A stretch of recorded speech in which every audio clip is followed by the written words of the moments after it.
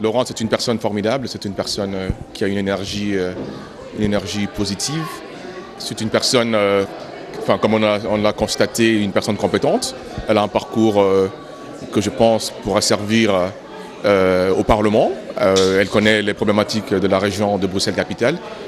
Et je suis certain que voter pour Laurence Henniqueux, c'est miser sur l'avenir.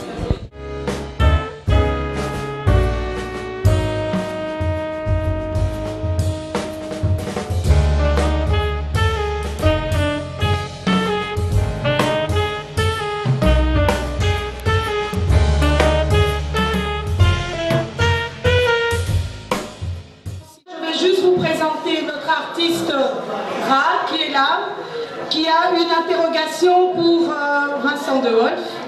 C'est un jeune créateur, entrepreneur, qui a vraiment beaucoup de créativité. De métier, il est infographiste designer à la Commission européenne. Ça fait 1 an et demi qu'il essaye de lancer un projet.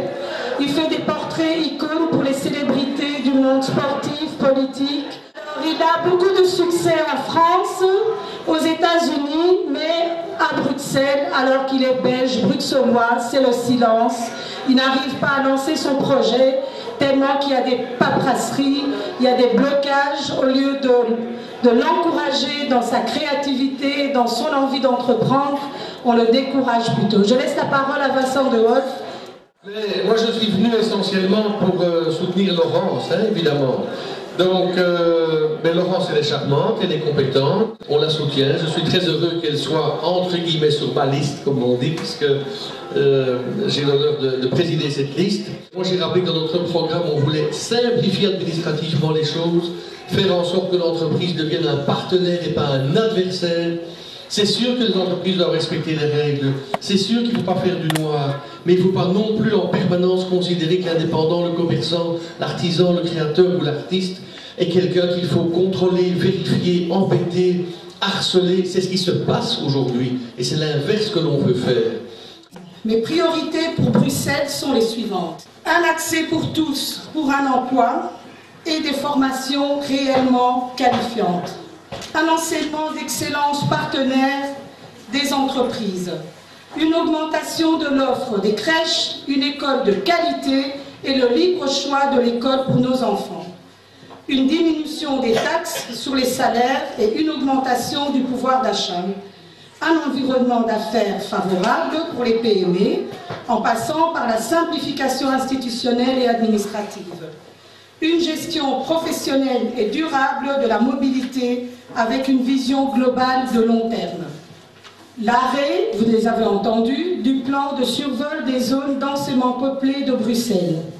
Un logement pour tous, des solutions concrètes aux familles pour concilier vie professionnelle et familiale. Et Bruxelles, une région où la diversité culturelle rime avec le respect des communautés, en passant par les droits, mais surtout par les obligations aussi. Alors, Laurence a parlé d'enseignement, a parlé de petite enfance. Ce sont les préoccupations que je porte au plus près de mon combat quotidien. Il y a beaucoup d'enfants ici. Il y a beaucoup d'enfants qui vont déjà à l'école, qui vont devoir aller à l'école. Et ces petits-enfants, ils font partie de ceux qu'on appelle les enfants du boom démographique.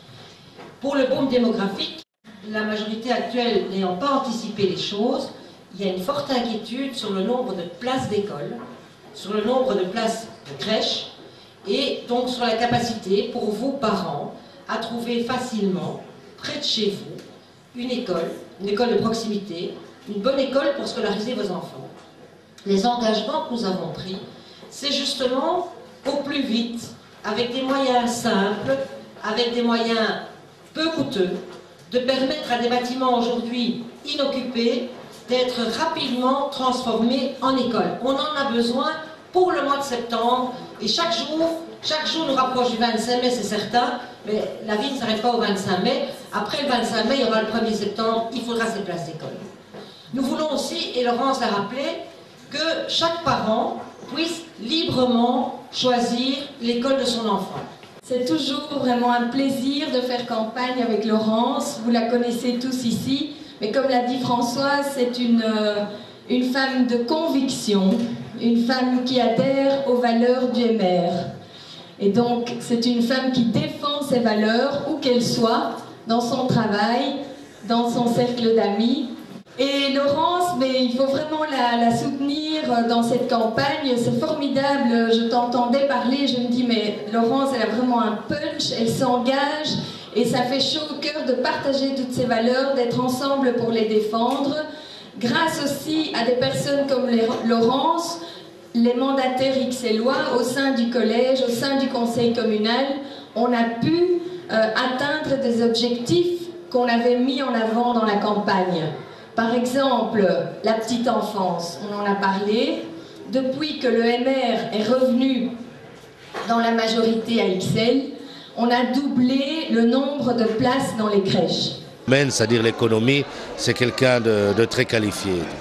Voilà, c'est ce que je peux dire à mes frères de la diaspora. Donc elle va bien nous représenter. Bonjour, je suis Michine Demboyaki, je suis numéro 58 sur la liste MR numéro 1 à la région de Bruxelles. Je suis juste après Laurence qui est numéro 54 sur la même liste. J'ai rencontré Laurence lors de cette campagne. Elle m'a beaucoup inspirée, elle m'inspire beaucoup. C'est une femme d'action, une femme déterminée, avec des idées concrètes et qui veut des résultats.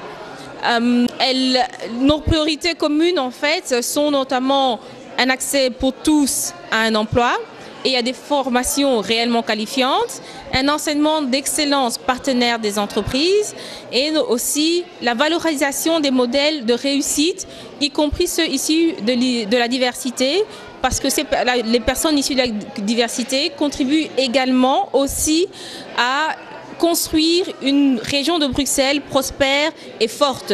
Et sur ces grandes idées, nous nous réunissons, nous nous y retrouvons et c'est pour ça que nous menons ensemble la campagne pour le 25 mai. C'est pour ça que je dirais voter 54-58 sur la liste MR numéro 1 à la région de Bruxelles.